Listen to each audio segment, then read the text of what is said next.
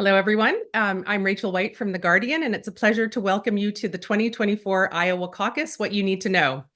I wish I could say that we're welcoming you tonight from the campus of the University of Iowa, but unfortunately, a giant blizzard has conspired against us, and almost everyone is sitting in their home right now, except for Sam Levine, who's sitting in a hotel room in Iowa City.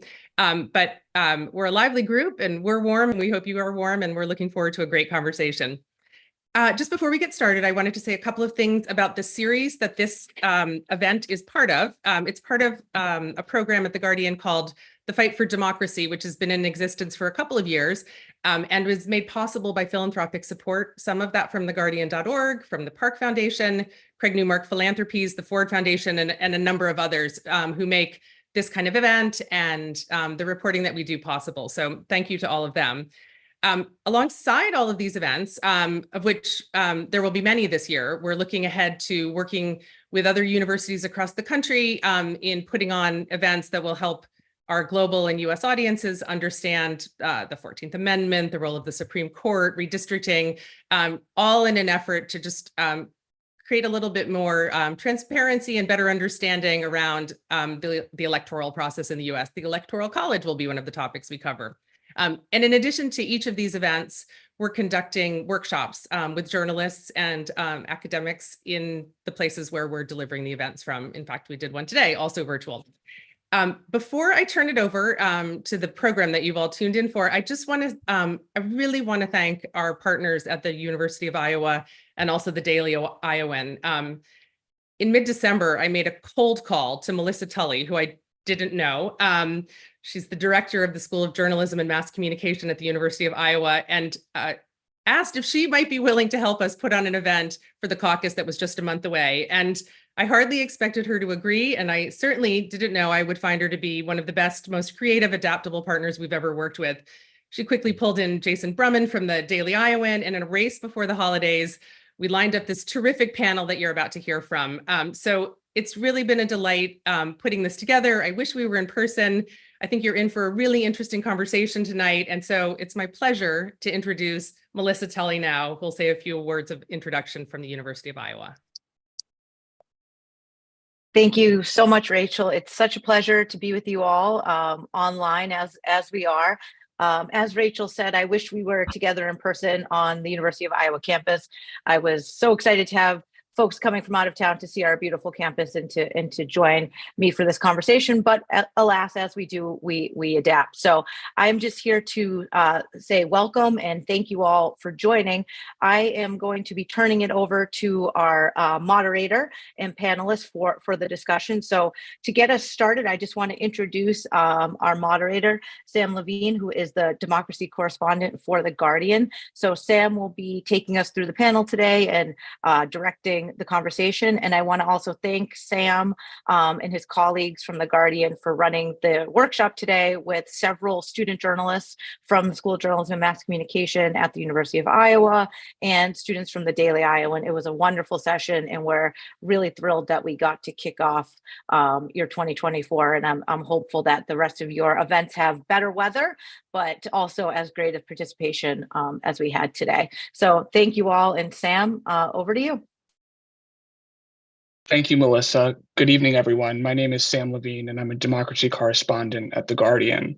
I'm here in Iowa City, cozy in my hotel room because of the blizzard that has upended the campaign this weekend and some of our plans, but I appreciate everyone joining us despite the blizzard, and if you're outside of Iowa, spending your Friday evening with us. We are a little over 72 hours away from the Iowa caucuses, which will take place at 7 o'clock Monday evening. And it couldn't be a more timely moment for this discussion about the caucuses, their role in American political life and democracy.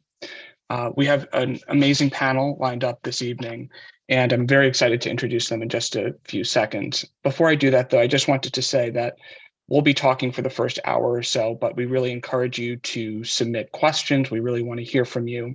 And if you want to submit questions, you can do that through the Q&A function on Zoom or on Twitter, tweeting at Guardian Live.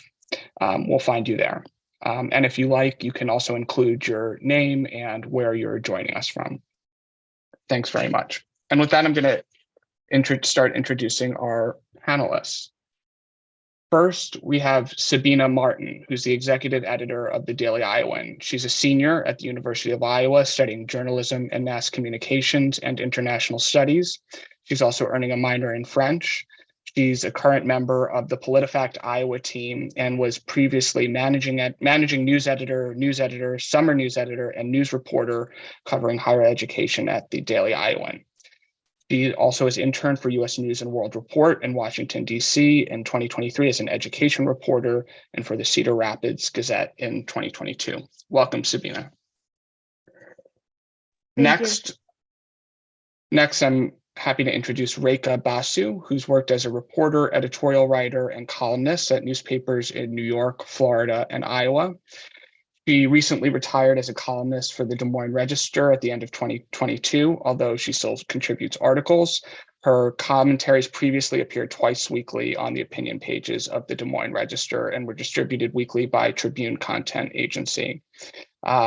She has a master's in journalism from Columbia, a master's in political economy from Goddard Cambridge Graduate School, a BA in sociology from Brandeis University, and an honorary doctorate of humane letters from Grinnell College. Welcome, Rekha. Thanks so much for having me. It's great to be here. Also joining us is Sarah McLaughlin-Mitchell. She's a professor of political science at the College of Law and collegiate fellow at the University of Iowa.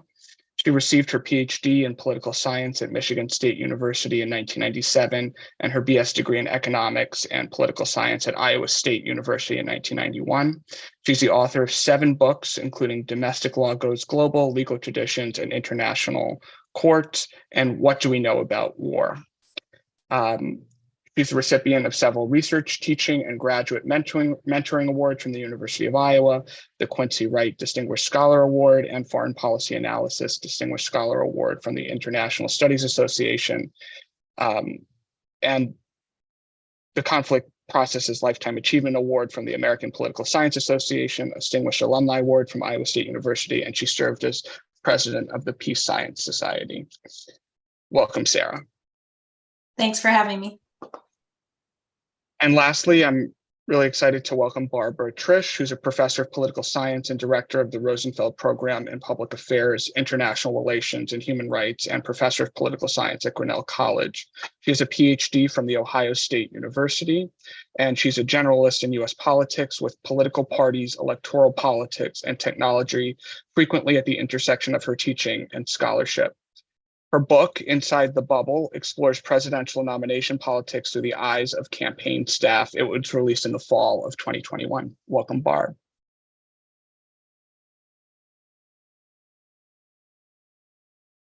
So to start things off, I wanted to just, for everyone who's joined us, clarify what we're talking about when we talk about the Iowa caucuses. Every 4 years, there's this spike in attention towards the caucuses. And I think a lot of Americans, and for our international audience that's tuning in, are might not know how this process works. So I want to turn it over to Sarah. Can you explain, just on Monday night when Republicans in Iowa gather, what are we likely to see? How does this process work? Okay, so what's going to happen is that the people who are going to participate in the caucus will show up. There will be pre-printed forms of all registered party members. And so if you're already registered with the party, then you sign in. If you're not registered, you can register on Monday for that to participate in the caucus. If you're going to turn 18 by the election, you can participate as a 17-year-old. And then once you sign in, you go into a designated room. Usually the caucuses are at, libraries, schools, rec centers, gyms, things like that. And so then you go and wait. And then essentially there's a chair that's been appointed by a county party official as a temporary chair. And so they bring the caucus to order, and then they will vote on a chair and a secretary for usually the person that's been appointed temporarily. And then they will have a chance at that point to start discussing the candidates. And so those in attendance can give a short speech on behalf of their candidates if they want. And then they will pass out, it could be blank pieces of paper, or they could have pre-printed paper with the names of the candidates and then a write-in place on that piece of paper.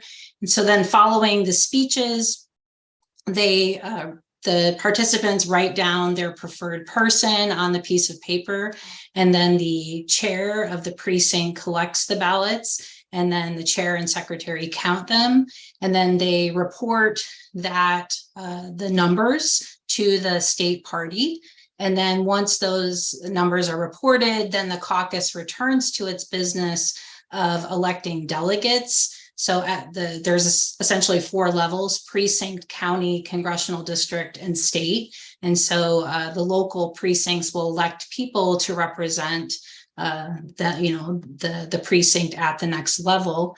And then they also can discuss party platform issues. So if there's issues that voters want the party to consider, then they can have a discussion.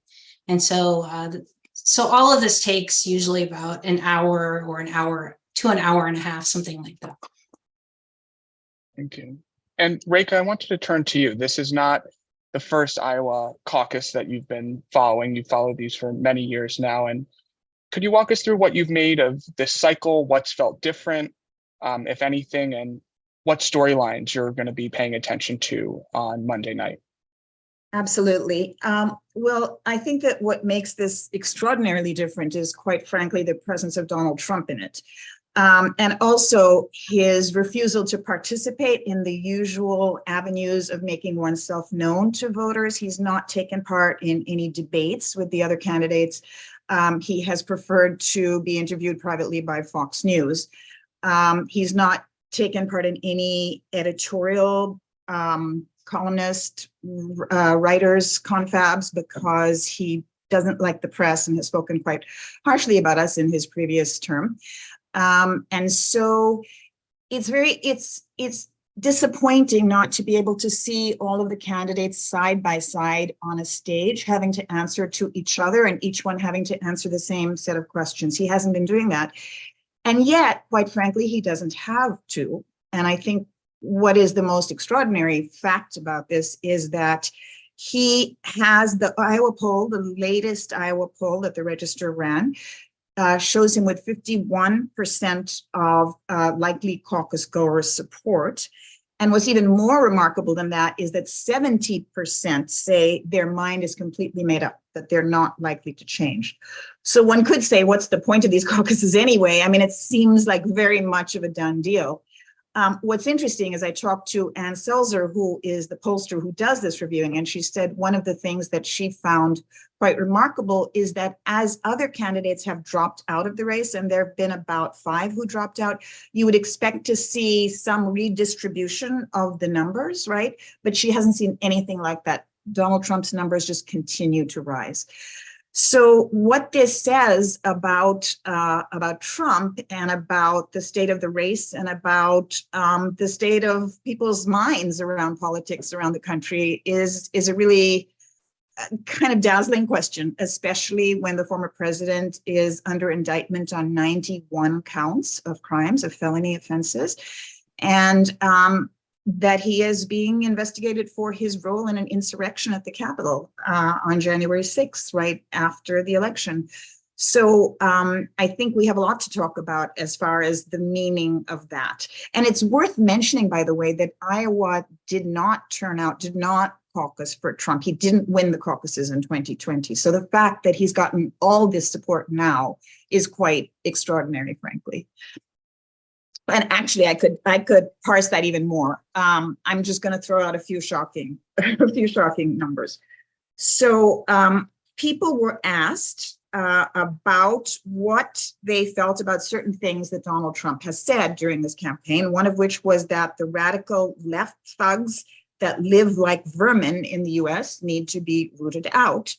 And of his supporters, 43% said that statement was more likely to make them vote for him rather than less likely or to vote for somebody else. Same thing with the question of how people felt about when he said immigrants who enter the US illegally are poisoning the blood of America.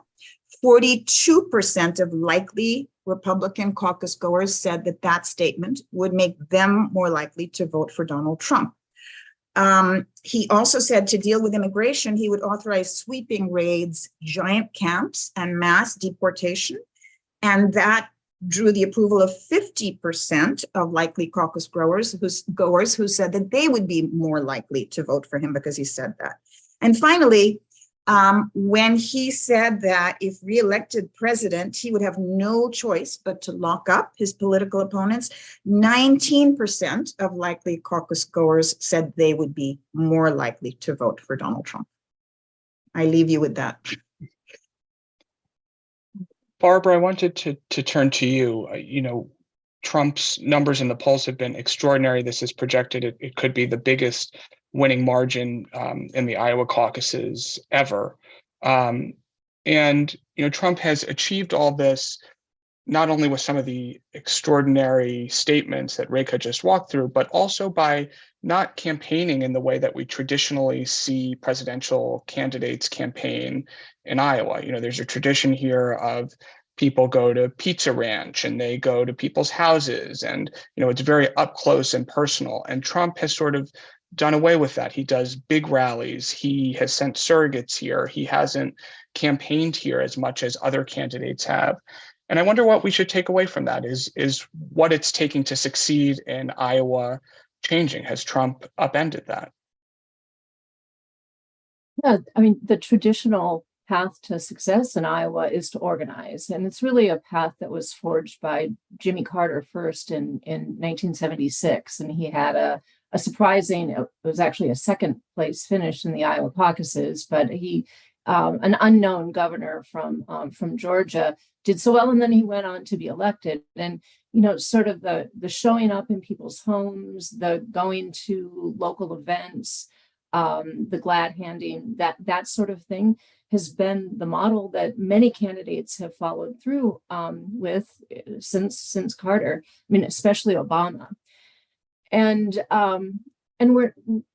it's not that candidates aren't advertising. There's a lot of money that's spent on paid advertisement, a lot of other things that are going on, but that's always been the core, the organizing core. And on one hand, yes, Trump isn't doing that. On the other hand, I think it would be difficult for him to do it, because once you get a prominent figure like that with a security detail who draws big crowds wherever he goes, it's hard to imagine that sort of face-to-face, quaint approach that other candidates have taken. What he does is he comes in for big rallies. They are generally well attended, hundreds of people who will sit around for a long time, waiting for him, hearing some surrogates, listening to music.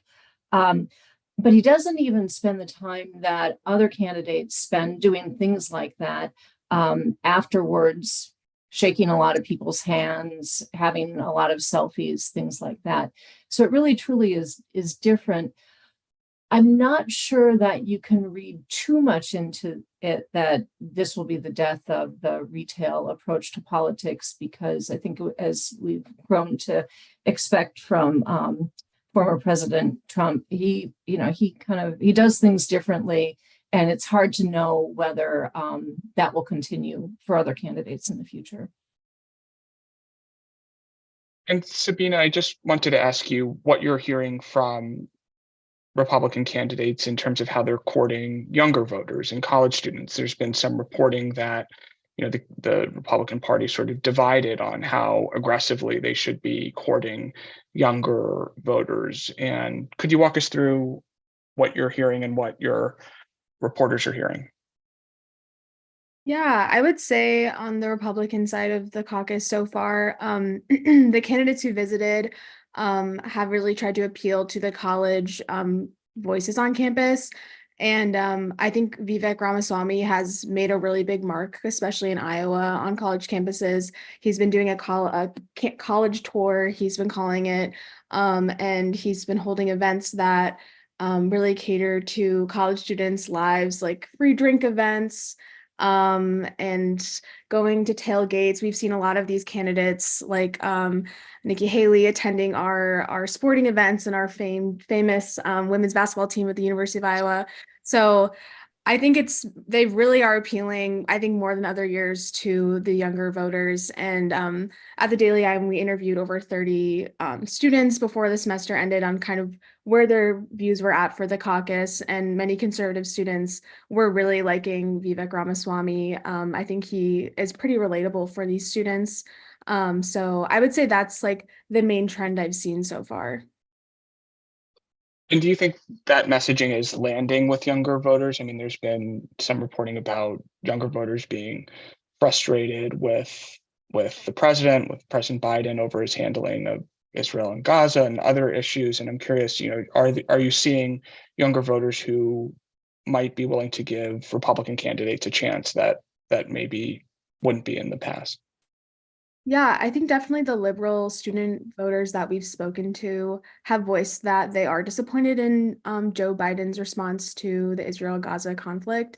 But I think that they still will vote and caucus for him because he is the incumbent, and they still want, the Democrats to win the election. But I would say for Republicans, like these candidates who, obviously like Trump is so far ahead in the polls, and he's slated to win. But I think that I think younger voters are being swayed by these candidates who are polling lower. But I think in the end, they will end up voting come election day for Trump if he wins the caucus. Reka?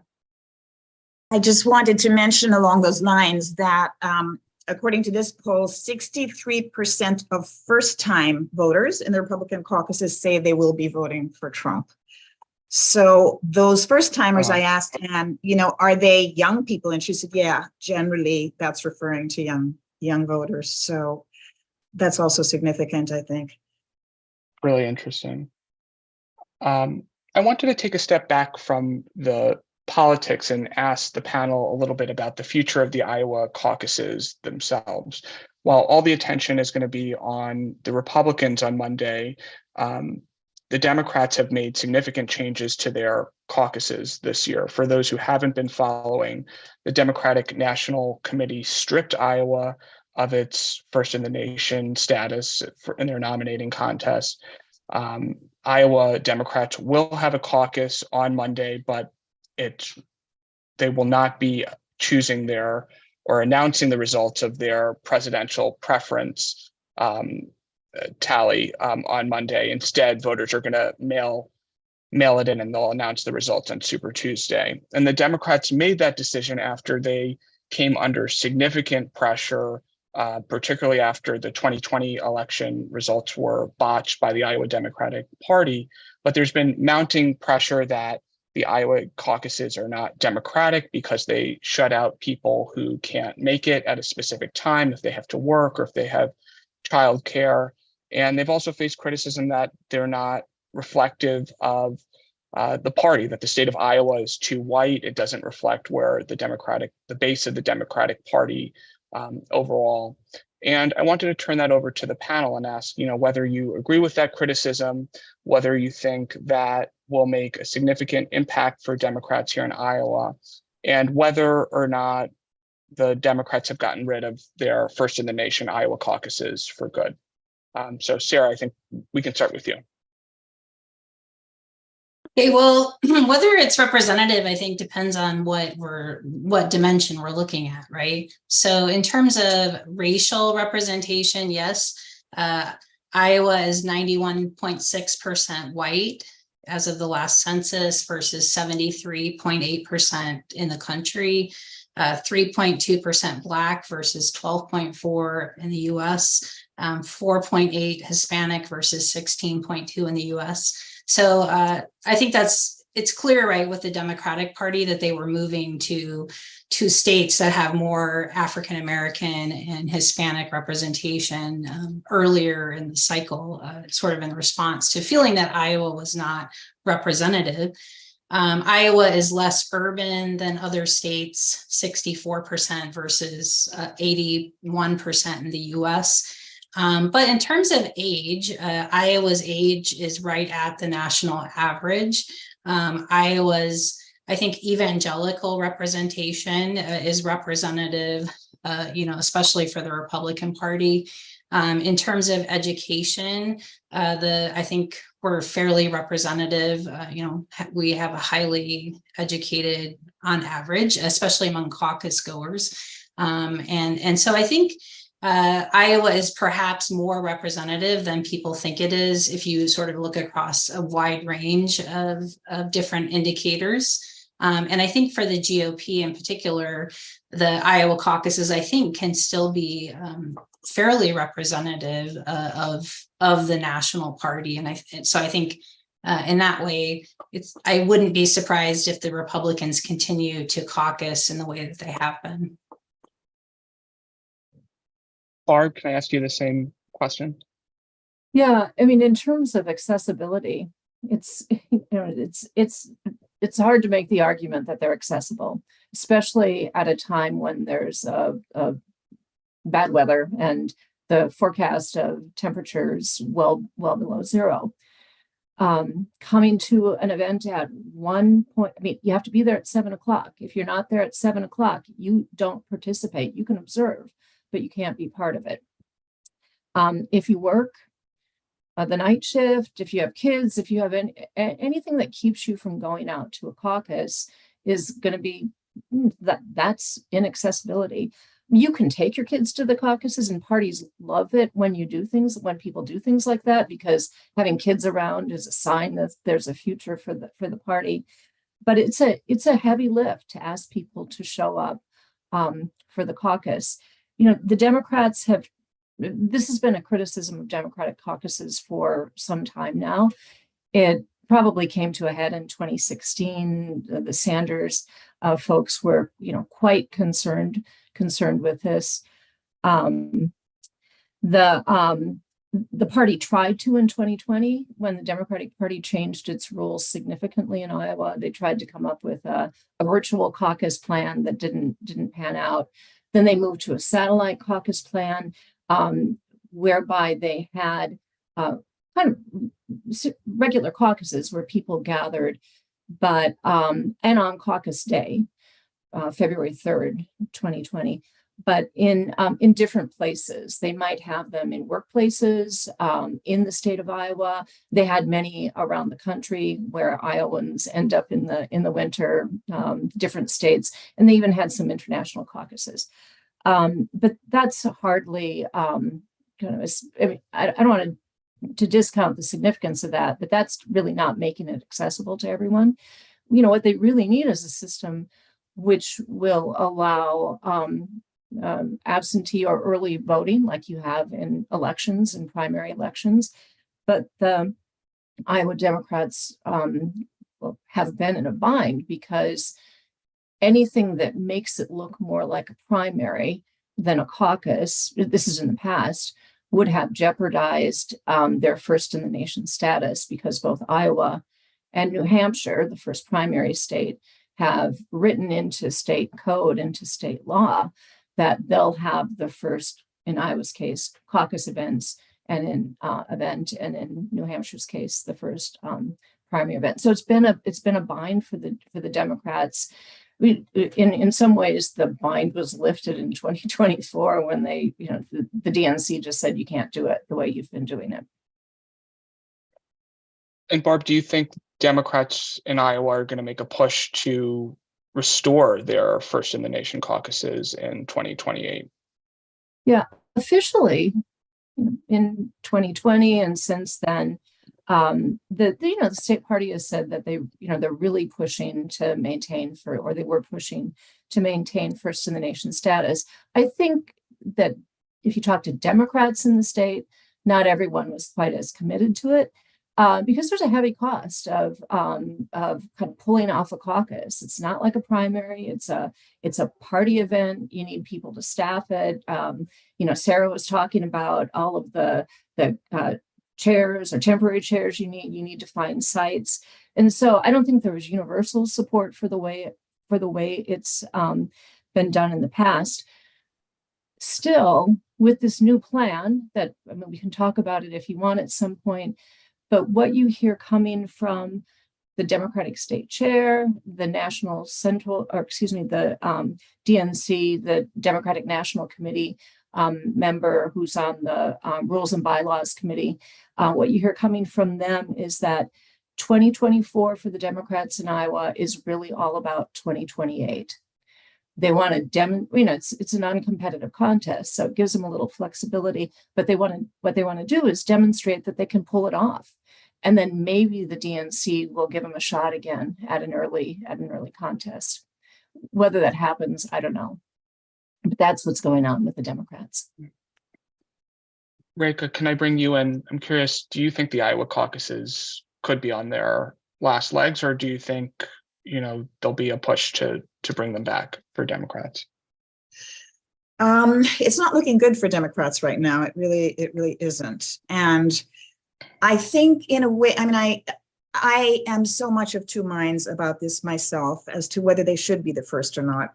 As a journalist, it was one of the big factors that attracted me to come to Iowa, the fact that it had such an outsized role that it played in determining, the fate of presidential candidates and being and getting this kind of attention from them, that they would come and talk to people. And I think I read somewhere that every Iowan usually has had personal individual contact at least 4 times with each presidential candidate by the time the caucuses are over, because there's so much accessibility. You can go and hear them in many places. They come and hang out in your local restaurants and bars and so on. And that is really a wonderful exercise in grassroots politics for any young person and anybody specifically who cares about policy and wants to be able to ask them pointed questions. So I love that about it. And I also love the fact that they are so kind of down home in the sense that people do gather in a small space and for each caucus. And as it has been envisioned in the past, they do some serious talking about the pros and cons of each candidate. Now, I have to say that in the 30 years that I've been attending caucuses, I have not seen so much give and take, frankly. You're laughing, so I think you probably have attended a few as well, Sam. But what I've seen is that I know in the Republican caucuses that at least each candidate or a surrogate can come and give a statement about their candidate and their strengths and so on. And I don't know how much discussion there really is after that, but at least they're making a presentation. But in the Democratic caucuses that I've been to, you actually are asked to take a space in a part of the room that's for each candidate who's running. And I have frankly not seen much conversation. And where you think there might be a little bit is when when one candidate doesn't have 15% of the support of the district, then they're deemed to be non-viable. So when that happens, then the other campaigns can invite them to join their candidate. But the most, I've heard anyone say is, please come and join us. We'd love to have you. Our candidate is great.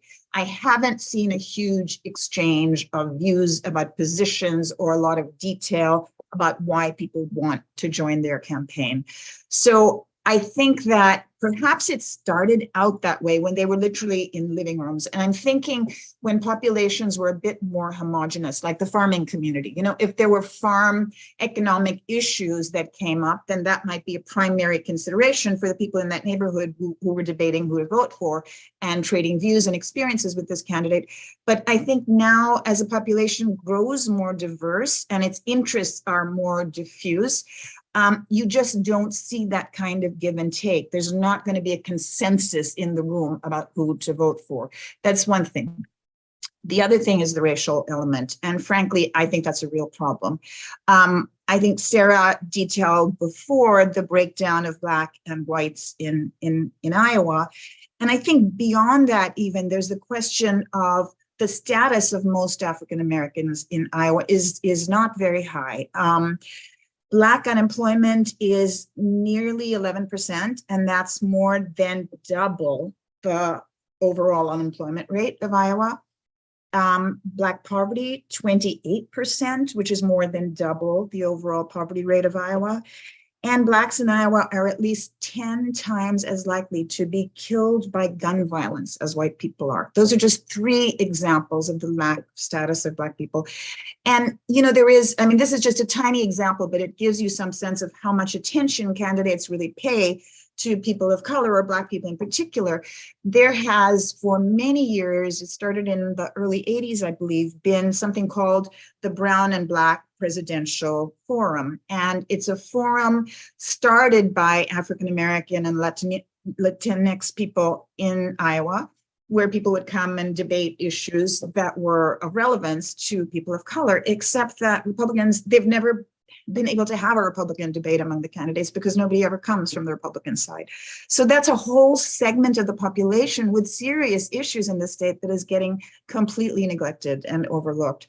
So I think that's a problem too. And I think, we're not going to radically change the makeup of the population, but we have to find ways in which these debates extend more to other, underrepresented populations if we are going to keep them first. I do worry about that a lot. And it goes to other, Asian populations as well, and other minority populations, Native American, that this, because so much attention is paid to the state because of the first caucus state and not as much attention is paid to any of the other states, or there isn't as much attendance by candidates in other states subsequent to this.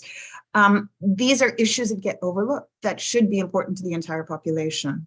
So as I say, I have very deeply mixed feelings about it. Okay. Sabina, I want to ask you where you weigh in on this. You're very close to a population that's, a core part of who the Democratic Party is trying to organize, but it's also, I think, a population that could be very difficult for them to caucus. We were talking about earlier that classes at the University of Iowa are going to be remote on Tuesday, and people might not be back from winter break yet and be able to caucus. And I'm curious, is this a process that is conducive to having young people participate in it? Yeah, I grew up in Iowa and I grew up attending the caucus with my parents, which was a really interesting experience. And so I also grew up in a college town in Cedar Falls, Iowa. So I've been around college students trying to get youth votes out, and I've been door knocking and all of that my whole life. So yeah, I think compared to my past experiences, my only 22 years of life. So, but I think compared to those experiences, and compared to this caucus, there really hasn't been much buzz on campus. And I just think with the weather adding to that, I'm eager just to know what it will look like on Tuesday or on Monday, and we'll have reporters in the on-campus precincts. And so I think it'll just be really interesting to know, but yeah, it'll be interesting to play out. And I think that the weather will definitely be a huge impact. I wanted to follow up on my last question and just ask the panel, are these caucuses good for democracy? I was talking with Art Cullen, who's the editor of the Storm Lake Times, and he was staunchly of the position that the caucuses are good for democracy. He said, this is about neighbors getting together in person, hashing out their differences. You have to talk to people face to face, and the candidates have to meet people face to face. What could be more democratic than that? And I think, Rekha, you've raised some really interesting, critiques of that, how much discussion is really happening, who actually gets to be in the room when those conversations are happening. So Sarah, I want to start with you. Are these caucuses healthy for democracy, or do you think they could be damaging to it? Well, yeah, I think on the one hand, yes, they do create civic engagement. It can be a mobilization mechanism for parties in Iowa, right, to get people involved. I grew up in a farm near Mason City, Iowa, and I remember, back in the olden days, yeah, my parents would go caucus at a nearby farmhouse. Like, it was a really small gathering. But that was also used to recruit my mom to be like a poll volunteer and to be involved with the local party. And so I think that's an aspect of democracy that could be lost if we move to a system where we're having very large states go first. Then I think there is something that could be lost in terms of what that retail politics brings to the table, and it does engage people, I think, in a meaningful way. You might say, well, do we have too big of an impact on the ultimate outcome? So that's another question. So my colleague, Carolyn Tolbert, wrote a book called Why Iowa with Dave Redlosk and Todd Donovan, and they looked at the effect of Iowa caucus outcomes on later primary votes. And essentially they found that who wins in Iowa affects the amount of media attention that candidates get in New Hampshire and later primaries. And so it definitely, if you do better than expected, then that increases the amount of average media. So they sort of track, like New York Times and other major news outlet coverage, and they show that there is, in fact, a significant increase in media coverage for candidates that perform better than expected. And similarly, for candidates that do worse than expected based on their polling numbers or their fundraising and so on, then they can actually, we've seen this in the past, right, be on a track to looks like they're going to do well, and then they don't finish in a certain place in Iowa, and it changes the dynamics of the race. And so I think for people that think Iowa should not go first, this question is, why does this state that appears to be unrepresentative, being the state that's really driving which candidates are getting the ultimate nomination for the party? But I think on the other hand, retail politics does have a place, and a place like Iowa is it's physically there aren't that many large cities. Candidates can come in and meet with people in lots of places. And so I do think something will be lost if we abandon this kind of caucus and small primaries that have shaped our elections since the 1970s. Sabina, what do you think? Do you agree with that? Do you think these caucuses are healthy for democracy, unhealthy, and it's time to think differently about how Iowa chooses its nominees? I think I obviously been listening and so interested by both sides of the discussion. And I agree with both sides in different ways. I think it is pretty amazing that you can meet so many candidates on one-on-one meetings, and it definitely shapes your political views at a young age, or just in general, when you just get to meet these people who are often on your TV screen. So I think that's really important. But I also understand the lack of diversity in Iowa that we have, and that isn't represented to the rest of the country. So I think that there probably is a better way to go about the caucus, but I think that there's meaningful ways to continue it in a way that politicians can balance their time to meet the voters on one-on-one, because that is a really valuable experience. Barb, what do you think? And what do you think would be lost if Iowa did away with its caucus? One thing that it has been written about is that having Iowa first really forces the candidates to pay attention to agricultural issues and other issues that they might not otherwise pay as much attention to if it was another state or series of states that were going first. Yeah. I just want to make a couple of observations and then get to that question. And that is, I think that every caucus is different, But I think there's this idealized view of the caucuses that, I don't doubt Art Cullen has it right, but that I'm not sure it plays out that way. I think I've heard my fellow panelists say this too.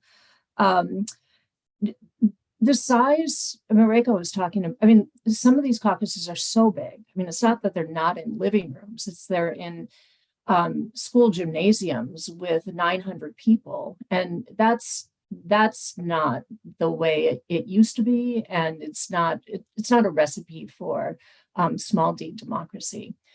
The rules, especially the rules that the Democratic Party had been using in the past, are pretty Byzantine. I think that many people are dissuaded from going to the caucuses because they don't know what to expect. Even the Republican rules, which are fairly straightforward, Sarah told you go and you write a name on a ballot. Still, there's this, I think, intimidation factor that many people don't go. And then the other thing is, I'm not sure that, I thought that Reka's statistic about the number of people who were, personally affected by the caucuses, that is very interesting. I think there are a lot of people in Iowa who succeed in tuning out the caucuses completely. As I think it was Reka who said, those who care. If you want to be involved, if you want to see candidates, if you want to go, you can do it. But I think there's a sizable chunk of the population for which this doesn't resonate. And I'm torn about whether that matters, because this is a party decision, and the selection of the party nominee, it doesn't have to be everyone involved in it, though. You're kind of stuck with the decision that the party makes. So maybe that is an argument for having everyone involved. But anyway, all of these things I think suggest to me that caucuses might not be quite as democratic, or they even weren't quite as democratic as we thought they would be. At the same time, to talk about Sabina's comment about the youth, if the youth can get organized behind a candidate, they can have a tremendous impact, like any group in the state. And that's something that you're not necessarily going to get in an election. I remember seeing that in a big way in 2020 in the Democratic Party with Andrew Yang, who really was able to, especially at the end of the campaign, mobilize the college voices into it. I do think it's a nice vehicle for civic activity, and it spills over into other domains. It's a great way, and I think, Sam, this kind of gets to the point that you ended with. It's a great way, not just to get candidates to talk about issues that are of interest to Iowans, but to get candidates to hear Iowans. Granted, former President Trump isn't doing so much of that, but I saw DeSantis last night open up the event and spend more time than he gave prepared comments on, spend more time taking questions from the crowd. So when that happens, especially early on in the campaign, it prompts candidates to start thinking about these are the things that are of interest to Iowans. We have very few vehicles in U.S. politics for that kind of bottom up. Here the voters are giving the message to a candidate during a campaign. And even during an election and an election outcome, you're usually trying to figure out, well, what did the voters actually mean when they cast a vote one way or the other? So I think there's a lot of democratic potential and things that are good that we overlook sometimes, but there's they weren't quite as democratic as we thought they were.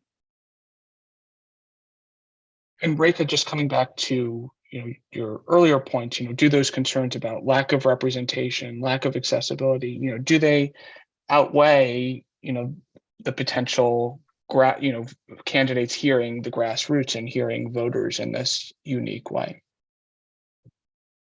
Frankly, I think at one level, I wish every state had caucuses instead of primaries, right? Because that sort of engagement is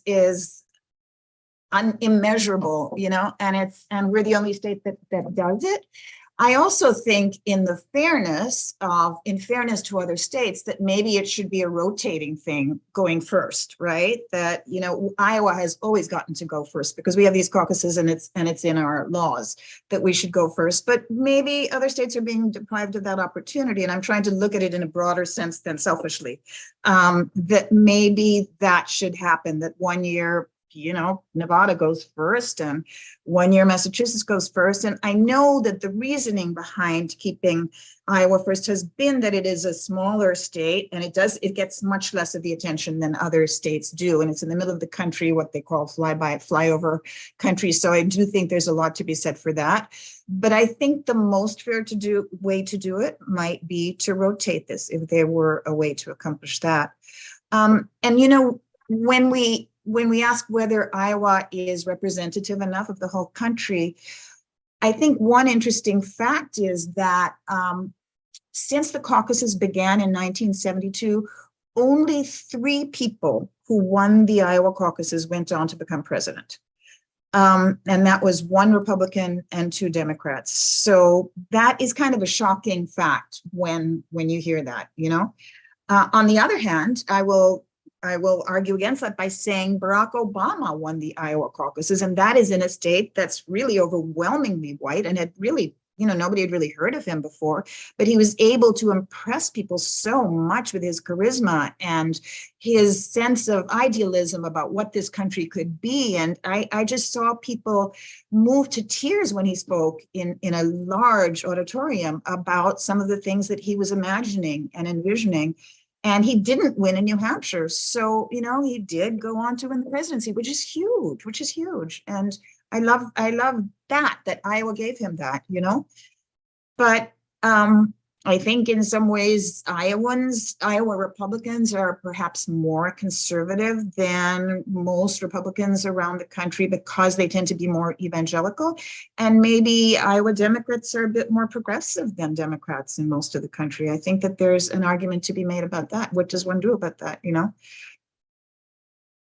just going to the history for a little bit, just so everyone listening knows, there's no specific reason why Iowa originally got the first in the nation caucuses. The story goes that, after the 1968 Democratic Convention, that the party reformed the nominating process, and the Iowa Democratic Party sort of looked at the deadline that they had to choose delegates for the national convention and worked backwards, and they settled on a weekend in January when they had to do the precinct caucuses. And it was only after the fact that candidates starting with George McGovern in 1972 and Jimmy Carter in 1976 really understood that they could capitalize on exceeding expectations and propel them into getting more of the national spotlight. So one professor I talked to this week said, Iowa is not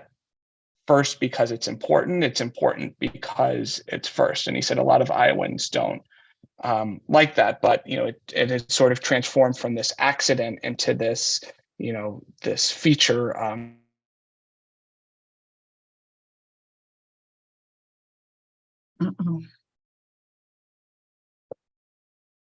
Uh-oh, did we lose Sam? I think he's frozen. Sam, you're frozen. Can you hear us? Maybe he knows that he is. Maybe Sarah, you should talk for a while. You had your hand up. Oh, yeah. Oh, I just wanted to come back to this point on the, is the outcome representative in terms of the party's interests? And so I think if you look at, the work by political scientists, Hans Noel and others, they wrote the book, The Party Decides. And some of their work argues that, at least on the Democratic side, the outcomes are representative of what party elites, want. So in the sense of Hillary Clinton winning the caucus, Gore, Kerry, like these were, maybe they didn't become president, but they were representative of what the Democratic Party wanted.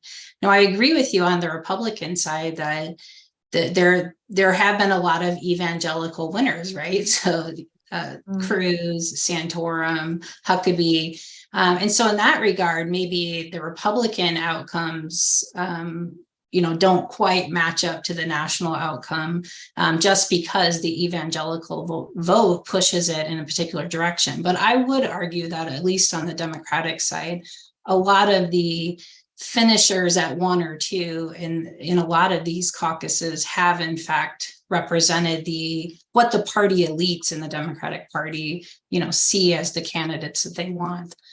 So I think in that is kind of going back to Barbara's earlier point too. Barbara, yeah. Yeah, so I think that the party decides that book, and the voice that party elites have through their endorsements and kind of signaling to donors that, give your money to this candidate because she's strong. I mean, that's exactly what it says. But the irony is that this is precisely what the Democratic Party, when it reformed itself after the 1968 contest, and we keep talking about 68, but it was just sort of a disaster for the party and a lot of tension between insiders and outsiders and youth and the war in Vietnam. And it was, and that's what prompted the party to respond and to make it, the Democratic Party, make it more small d democratic. So they adopted all these new rules, like, the one Sam was citing about the Democrats ending up in 72 having an early contest because of having to have a certain amount of time between events. I mean, it's really inside baseball stuff, but it was all to make things more transparent and systematic and small d democratic for the party. And so then what happens after a couple of cycles with these new rules is that party leaders adjust, or party people adjust their behavior so that it's a little, elite control is a little less small d democratic. So yeah, their voices are still coming through, but maybe not what the intent of the reform was. Are you back with us, Sam? I'm back. I think my power is potentially about to go out. The lights here are flickering, and I think I lost internet. So hopefully I will be able to stay with everyone for the rest of the panel. But sorry about that. Barb, did you get to talk about staff and the organizing behind turning out people to the caucus? No, I haven't talked much about that. Would be happy to. I mean, Yeah. I think that's, Can you walk? Yeah, sorry, go ahead. We've been talking about the impact of the caucus and the impact of the outcome. But, one of the things that I think is really important is that in order to run a credible campaign, you organize and you need people to run that campaign, and you need paid staff, you need volunteers. And what happens, at least for some candidates in some cycles, is that you send in people from across the country because they're just, especially in 2020 for the Democratic Party, there were so many candidates, like the Republicans started out with this cycle, but so many candidates, and they needed to staff up. And so you had a lot of people coming from other states, young people right out of college or mid-20s. And I think what's really important is the work they do is really important for the campaigns, but they get to know Iowans when they're here. It's a tough life. It's not particularly well paid. There's a lot of uncertainty because your candidate that you sign on with could be out of the race the next day, and so you're without a job. And you come into a state that you might not know at all, and you need to find a place to live, and you need to learn how to drive a car if you don't have a license, or you need to get your hands on a car, because you cannot be a staff member in Iowa without a car. That's just sort of a given. But having this sort of influx of people into the state, I think, is great for Iowa, because ultimately these folks will go off, and many of them will stay in politics, campaign politics, work in government, or do other things, do important things, and they'll remember their experience. They'll remember what's important to Iowans. And so, I think that's important for Iowa. I think it's really good to recognize that these young people, mostly young people, not the campaign managers, but the field organizers and the people who are really interacting with voters. They're really doing the heavy lifting of campaign politics. They're inspired to do it, but they're so important for democracy. And I think that goes to another, part of this discussion about democracy that we've been talking about in the caucus, is that, the people who move here, it forces people to move here and sort of, live here and understand the communities that these candidates are trying to earn the votes of. Absolutely. Sorry, go ahead. I was just going to say, you- I agree with what you said, Barbara. Both of my sons were involved in political campaigns here, presidential campaigns, and it really was life-changing for them. They spent so much time on the road working for their candidates. My younger son worked for Obama, and he ended up becoming good friends with a young Indian actor. I'm Indian, and he's half Indian American, my son, and he became friends. He was head of Roosevelt High School in Des Moines students for Obama. And he ended up meeting Cal Penn, who is an actor, Indian American origin actor. And he was going around the country campaigning for Obama, taking a break from acting.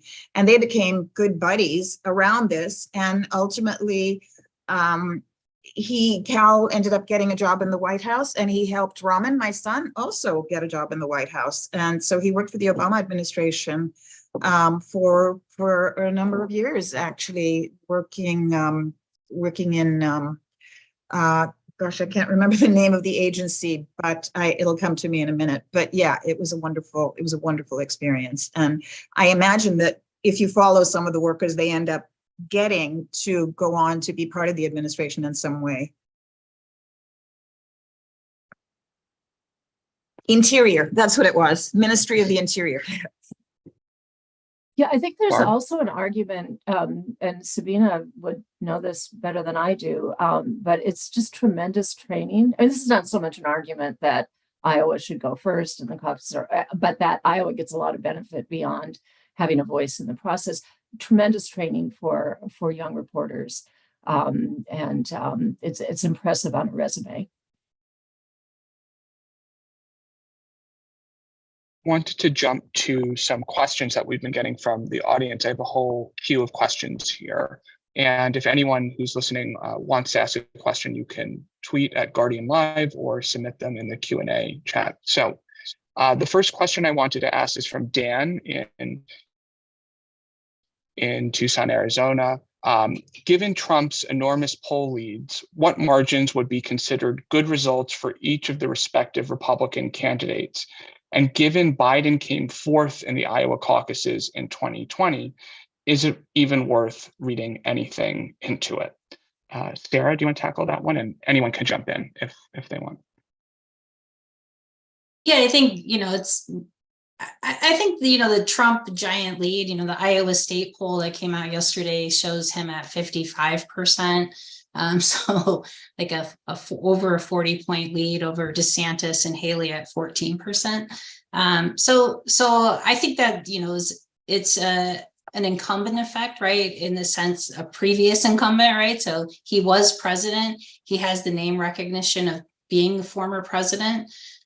Grover Cleveland is the only president to have lost an election and then won the party's nomination and won again. So this is something that is only happened once successfully. So that would be unusual in that regard. But I do think, as I said, that if candidates do much better than expectation based on these kind of polls, then it can change the narrative. And so one of the things we know from political science research is that negative weather effects have a bigger effect in uncompetitive elections. And so, in other words, if a candidate has a very large lead, then people say, oh, I don't really need to show up because, hey, Trump's got a 40-point lead, so it's minus 17 outside. Why am I going to go to the caucus? And so you could imagine in this case that the negative temperatures could actually hurt, right? The supporters, those first-time caucus goers, the older voters that support Trump. And so it could lead those voters to actually not turn out. Imagine then if Haley or DeSantis does much better than expected, then that can in fact change the media narrative and the attention in New Hampshire and other primaries. And so, I agree with you that it's very likely that Trump is going to get the nomination based on everything we're seeing. But I do think the Iowa caucus outcomes could still change the narrative depending on where they come in. Sarah, you set up the next question perfectly. Someone asked, how could the bad weather play into the caucuses, and could it benefit certain candidates over others? And I'm curious if Sabina, Reka, and Barbara, do you agree that the beneficiary of any bad weather would be Haley and DeSantis potentially? I'm not sure. I mean, the fact that, this poll that I was mentioning before said, the Iowa poll, the Des Moines Register's poll said that 70% of Trump supporters are so locked into Trump that they would not vote for anybody else. Makes me think they are highly motivated, that they might actually turn out in record numbers, even in bad weather. I don't know. It could go either way, actually. I mean, one of the unfortunate things is if you watch the debate, the CNN debate the other night, Haley and DeSantis spent so much time debating each other. None of them went after Trump, neither of them. I mean, nobody has except for Chris Christie, and now he's dropped out of the race. And so because Trump is not forced to debate anybody else and nobody else is saying anything about him, that's negative because they're afraid to, because he intimidates people, frankly, and they think that their future in politics as Republicans might in some ways depend on him. It's just sort of an uneven playing field in the sense that he gets away with a lot without being held to account for it, I guess. Sabina? I think on a community level, I think the weather could have a huge impact. I know that some people carpool to the caucuses.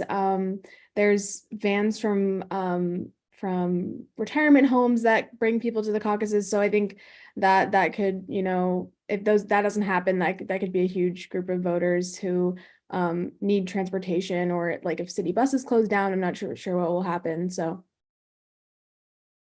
It's a really good point. Barb?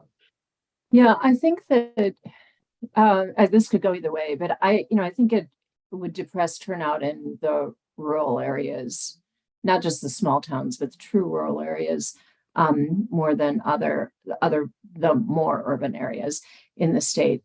And that's because, having to get in a car when it's 20 below, dark, drive 20 or 15 miles to a caucus site, I mean, it's downright dangerous.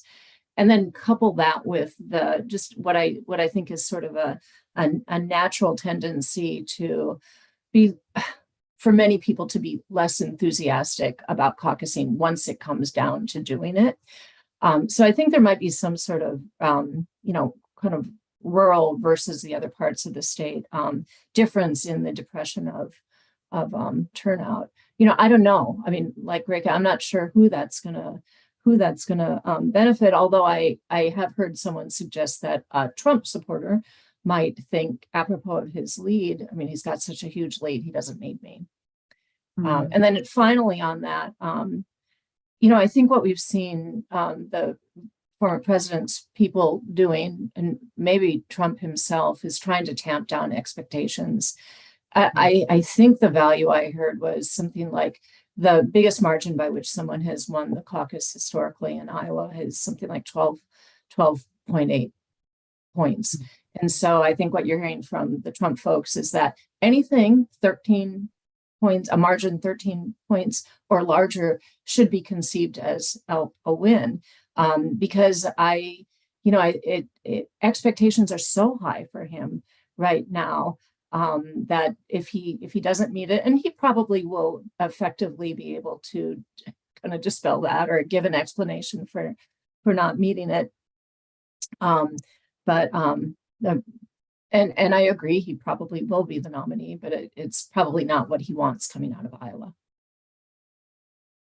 Yeah, we talked a lot about how, the Iowa caucuses are all about expectations and, whether you exceed or fall below the expectations. And, Trump and his campaign have set the expectations for Iowa through the roof. It's hard to imagine them going any bigger. Certainly,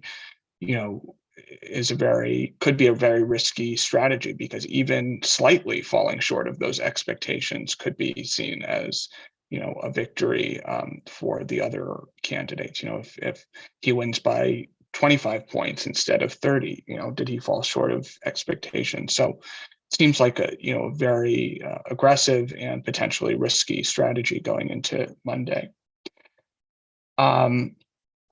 Another audience member asked, how soon will we know the results of the Iowa caucus, and could we see other candidates dropping out of the race at that point? Is there anyone who wants to tackle that?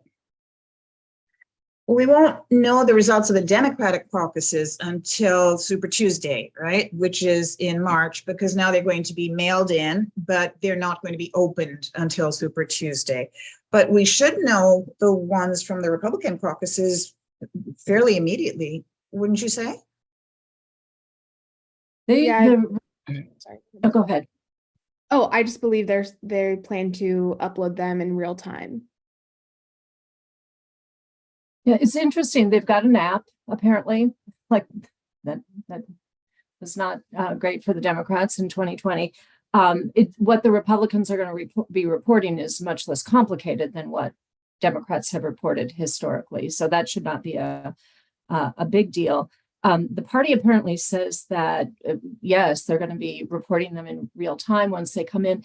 I think they're going to be calling them unofficial results until I think what they aspire to is having the official results the next morning.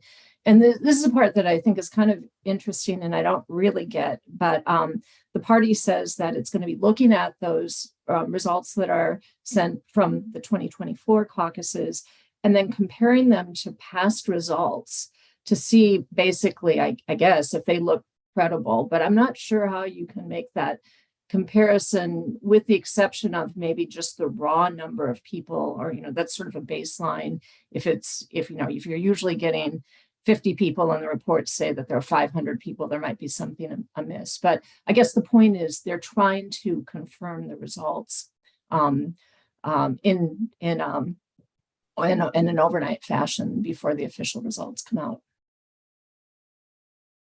I'm glad that someone asked this question, because I actually wanted to piggyback something similar on top of it. And I was just reminded of, there have been serious issues with counting in the Iowa caucuses. In 2012, there wasn't a clear winner in the Republican caucus that emerged immediately. It was sort of a Rick Santorum versus Mitt Romney. And in 2016, Bernie Sanders and Hillary Clinton, it was very, very close. And both candidates were sort of claiming that they won the Iowa caucuses. And in 2020, infamously, there was a complete meltdown. The Democratic Party was unable to release the results, and there was a lot of uncertainty over who won. We didn't know.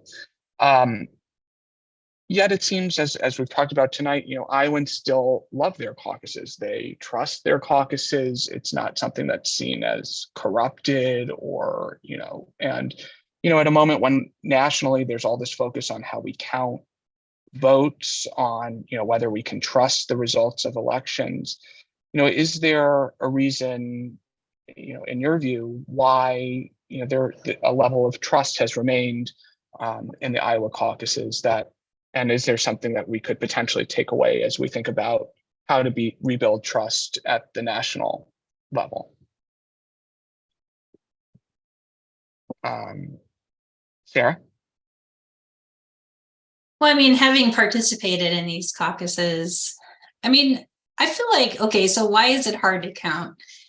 As we were just discussing, some of these precinct sites have gotten very large. I remember in the 2008 caucus, I was at an elementary school and there were so many people that showed up for the caucus that we were basically over capacity in the school by a large margin. And they were trying to, and both the Democrats and Republicans were there. So they're having to deal with both parties, right? Trying to carry out caucus on the same site. And then when you're sitting in a room and they're like telling you to count down the line, if you're a Democrat, your voice voting essentially by counting, of course there's room for error in that. So in that sense, the GOP, the writing of at least on a piece of paper, there's some kind of accountability in that way that the Democratic caucus did not have. And so in my experience, as the Democrats tried to, the last time around, they tried to create this sheet of paper that was supposed to list your, second preference or whatever. But the thing was, like in our caucus site, it was total chaos in terms of realignment. They did not set a time period for when we could do the realignment. And by the time they just declared it was over, and I essentially, my vote was lost on the second round. And so I think the problem is that the party tried to change the rules in response to problems, but then the local people that were running those precincts didn't really know exactly what they were doing in every situation. And so I think that's why these are large groups of people, and you need to have clear rules and know what you're doing. And when you're changing the rules all the time, it makes it very difficult. Ray, Barb, go ahead. So I think some of it is just kind of fundamentally, this is a caucus, and a caucus, unlike a primary, is totally controlled by or almost totally controlled by the party. I mean, state right provisions into law, but unlike a party, it's not controlled by professional election administrators. It's controlled by party people and volunteers, and that's really the trade-off. I think you probably need to tolerate a little bit of inaccuracy. The thing is, it comes up when the contests are close. I mean, if there's really no huge competition, or if one candidate leads by a lot, then no one makes much of it.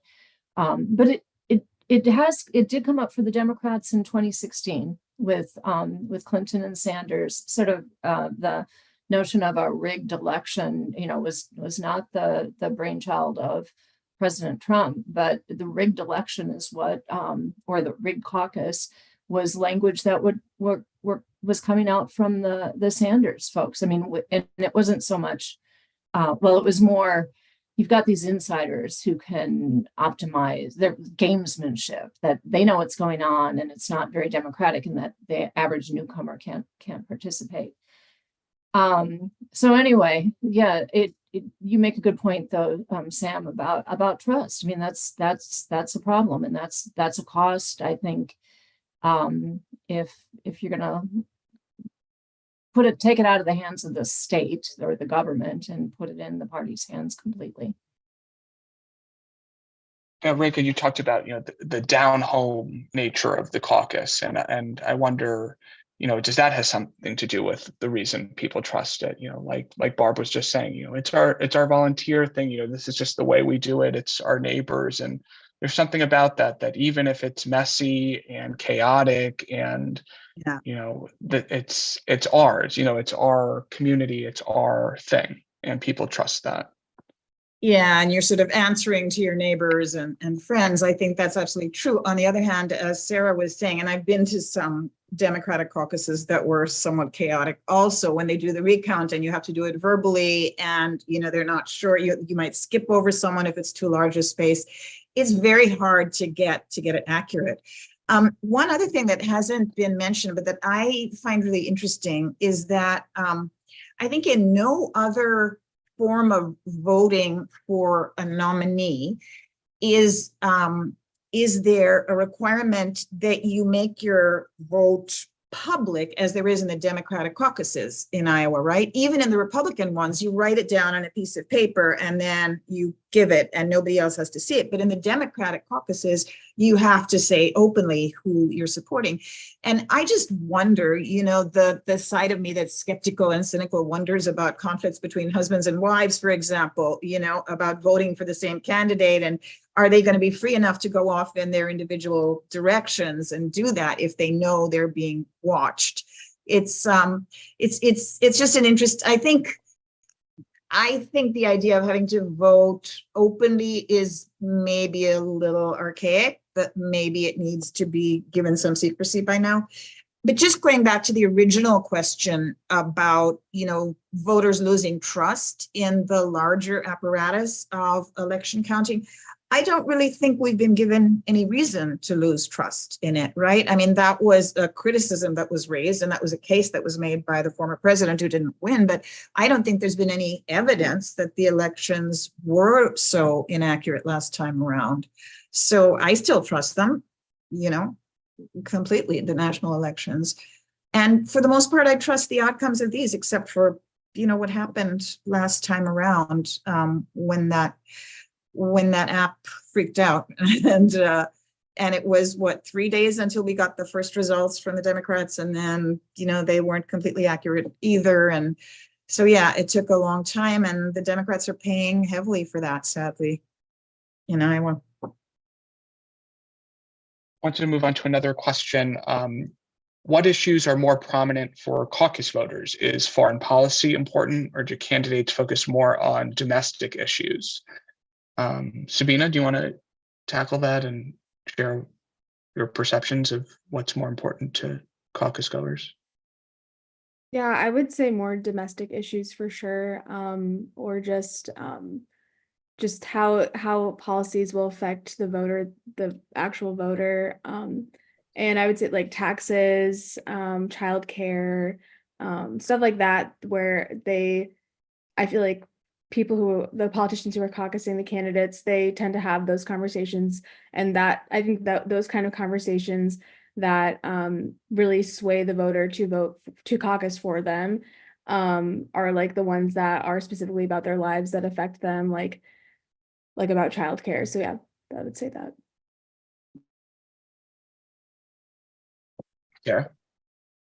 I think that for Republicans, they have found that the two biggest issues that voters have expressed concerns about are the economy and immigration, which is interesting since we're not, you know, a border state, and we don't really feel the effects of immigration that much in Iowa, except to the extent that they help small communities get repopulated, and immigrants who move here from south of the border, and that they help build small businesses, and they help work at jobs that a lot of Americans don't want to take. So I think in the net, it's been a real plus for Iowa to have that immigrant force here, but it's thought of in a negative way. When Republicans are voting about it, it's controlling the border that they're focusing on. And I think on the Democratic side, abortion is a huge issue. Protecting abortion rights is the number one issue probably on the Democratic side. Sarah, did you want to weigh in? Yeah, I was going to say my department in previous years has done what's called the Hawkeye poll. And so they've done surveys, both, you know, generally in the state, but then also of people, you know, exit surveys on caucus day. And so they can compare the issue preferences of the caucus goers to Iowans generally. And what they find is that among the caucus goers, they care even more about immigration than, say, Republicans generally in Iowa. And so that poll, at least the last time I did the issue breakdown, immigration was a big difference.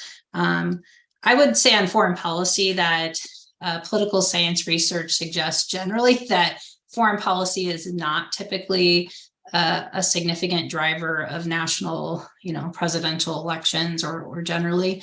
It can be, I guess, in wartime, you know, or if there's something, you know, some like Vietnam War or something like that. But generally speaking, domestic issues are going to be the ones that will drive, you know, people's interest and support for candidates. And the last question we had here was, how important is Iowa to the rest of the race? Does the winning candidate usually go on to win the nomination? And I think some of the panelists have talked about this, but does the winning candidate usually go on to win the nomination? The answer is very often they do not. I think one panelist said that it's only 3 times that it's happened. If you look at the most recent Not Iowa, that they, sorry, not that they won the nomination, but that they won the presidency. There Right. are other. right, on that that. they went, right, sorry.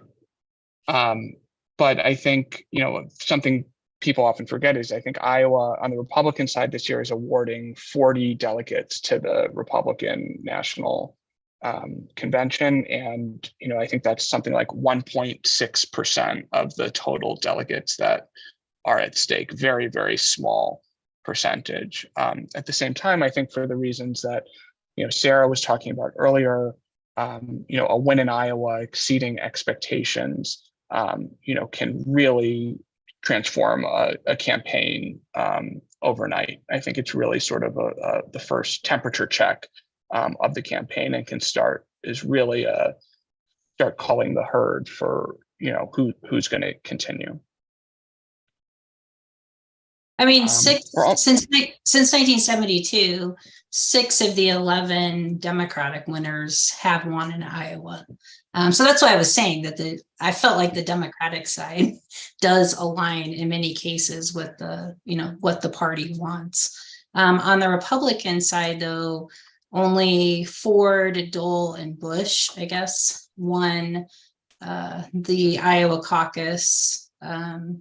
Going back to 1976. And then Trump. Well, no, Trump did not win it was Cruz, right? So if Trump wins now and gets the nomination, then that would add the 4th. But there's been slightly more correlation, I guess, between winning the caucus and getting the nomination on the Democratic side. We're almost at 8 o'clock, and I wanted to wrap it up to turn over to all of you for final thoughts. My final question for all of you would be, do these caucuses still matter? Are they, are they less relevant than they once were? And if they still do matter, why should we still care about the Iowa caucuses? And I'll start with you, Barb. So I think that, we might want to expand our view of how they might matter. It's certainly the right question to ask. What do they mean for the contest going on? But for instance, I think of Pat Robertson, television evangelical leader I think it was in '88. He came in 3rd in the Iowa caucuses, which was seen as a big win for him. And what he did was he mobilized Christian conservatives into Republican politics, and they've stayed involved over the years, and they have become a very strong force in Iowa politics. And so I guess the short answer is the caucuses might matter in ways that we're not necessarily thinking about if we only focus on the outcome of this race. Reka? Absolutely. When they're happening, they totally matter. The fact that we get so many candidates, all of the candidates spending so much time in this state informs us so greatly and so much compared. I feel sorry for other states that they don't get this kind of attention, but for those of us who live here, we really understand the nuts and bolts of the issues from their viewpoints. And the fact that we get access to them and are able to share our concerns and get feedback is just a huge benefit. It's very exciting. It's great for the Iowa economy too. it brings in the national press from all over and gives us kind of interactions with folks like you from The Guardian and, and Great Britain. And it's very exciting. It's very exciting to have them. You can do lots of studies, lots of books have been written, as you two have been talking about the politics, about retail politics and how Iowa factors in it. And So yeah, as long as they're still allowed to be held, they matter. I don't think in any other state you have this kind of access to politicians, this kind of interaction, this kind of time and money spent in a place as you do here. So absolutely, this format is very beneficial for Iowa, no question. Sarah, what do you think? Do these caucuses still matter? Yeah, absolutely. Anyone who's had the privilege to live in Iowa knows what, and participated in this process knows how terrific it is. I've not only met candidates, I've also met other, politicians and other party leaders that have come in and done events for the candidates. And like I went to an event that Madeleine Albright was at, and had, sat a couple of feet away from her and had a chance to like ask her questions and that kind of access to people in the party generally, I think is really exciting. And it's really exciting for our young people in Iowa to get more involved. And so I am sad that the Democratic Party is taking away the first mover status for Iowa, because I do think something will be lost in terms of this retail politics and the vetting of candidates. But I guess we'll see moving forward. And Sabina, final word on this. Yeah, I think it's important, and I think it'll be really interesting to see how this caucus plays out, especially on the Democratic side with the mail-in voting, and see if young people are going to be involved in that in any aspects. But yeah, I would just agree it's a super unique opportunity as an Iowan to be involved in, and it's been a great experience.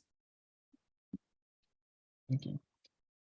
Thank you, everyone. This was an incredible discussion, and I learned a lot, and I think there's a lot to think about, and a debate that's going to continue to happen as we approach the next presidential cycle. And I'm sure that we will be hearing much more about the future of the caucuses, and I will be keeping this conversation top of mind as that all happens. So I wish everyone a warm and hopefully somewhat relaxing weekend before the caucuses. And thank you all for joining us tonight. Thank you, Sam. Hope you're